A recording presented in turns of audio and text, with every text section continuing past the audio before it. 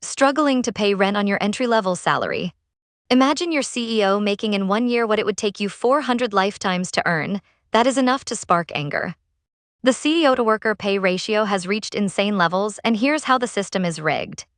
Are these astronomical paychecks justified, or is it a system designed to keep you stuck in the rat race? Let's talk about why CEOs make so much pay. It's a finance question that boils down to compensation, power, and economic inequality. For decades, the pay of top executives at big companies has grown way faster than worker wages. Back in the 60s and 70s, a CEO might make 20 to 30 times what their average employee earned. Now, it's more like 300 times or more. This disparity isn't just a number, it impacts our society. One big reason is stock options. Executive pay is now heavily tied to how the company's stock performs. In 2023, stock options account for a significant amount in CEO's compensation if the company does well. The CEO gets a huge paycheck, but critics have concerns about this, and this will be discussed going forward. It sounds good in theory, reward performance, but this system can be easily manipulated. If a CEO is chasing a bonus tied to the share price, they might make decisions that boost the stock in the short term, but hurt the company in the long run. The desire for big bonuses can incentivize risky behavior. This imbalance in this rigged system is what keeps you stuck in the rat race. Who decides how much CEOs get paid? It's the corporate board of directors. They're supposed to represent the shareholders, the people who own the company. But often the board is filled with people who are friendly with the CEO, and the CEO pay has skyrocketed. It's like the fox guarding the henhouse. The board of directors' power to practice restraint is very low. So what can we do about it? There are some proposed policy solutions. One idea is tax reforms. The thought is to create tax penalties for companies that have really high CEO to worker pay ratios. This means if a CEO is making hundreds of times more than their average employee, the company would have to pay more tax. If implemented, this could be a progressive taxation. The hope is this encourages companies to exercise restraint when it comes to executive compensation. Another approach is corporate governance reforms. These changes aim to give shareholders more say in how companies are run, making executive officers more accountable to the owners of the company. Another key factor is the persistent myth of the market for talent.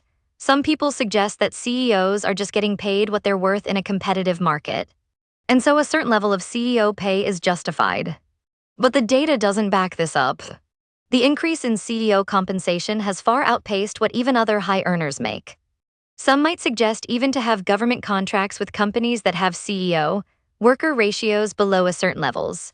This is just one step of many that require to have fairness and equity. The procurement and subsidies will be limited. In addition, the executive pay will be subjected to scrutiny for transparency. This transparency and accountability will help stop all tactics that lead to CEO overcompensation. Some things do get looked at, such as windfalls. Another major factor that can lead to great injustice in determining a CEO's pay is when those setting this pay determine that they must do so based on benchmarking against industry competitors. This is a particularly sensitive area because it can be hard to determine what exactly is at play in these situations.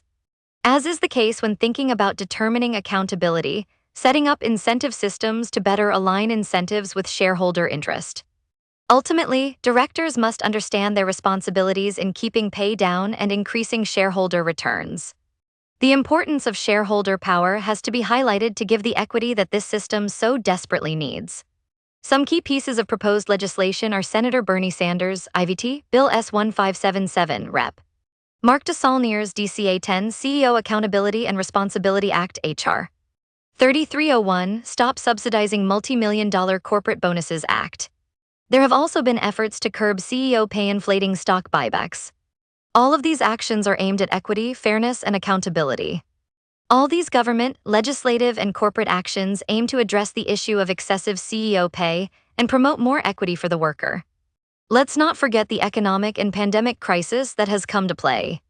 During economic booms, it may seem as if CEOs are worth a great deal of money, while during recessions and financial crisis, executive bonuses must be viewed through the lens of responsibility. We expect the marketplace in a capitalistic society to operate to the benefit of all. While there's a lot of talk about solving high CEO pay, you may ask yourself if anything is happening, and the truth is that both government subsidies and and the Dodd-Frank Act have both attempted to fight high CEO pay. To add to it, there was the Reward Work Act, the Stock Buyback Accountability Act, along with President Biden's 2023 and 2024 budget procurement. The issue of government subsidizing corporate bonuses isn't new. Under a 2013 budget deal, the government capped the amount for which it would provide a subsidy for executive compensation to companies providing contractor services at a figure of $619,000. Under this contract, firms still must disclose executives' pay under the 2008 Government Funding Transparency Act, which is a step in the right direction. When looking to fix these issues, one must also consider the financial markets view, and one would see that the incentives should not only revolve around cash. By having equity which increase in value, not by market manipulation, but real productivity, one can achieve a balanced and effective incentive plan. However, one must look at market volatility. The delicate balance comes down to public perception, investor sentiment, and government standards.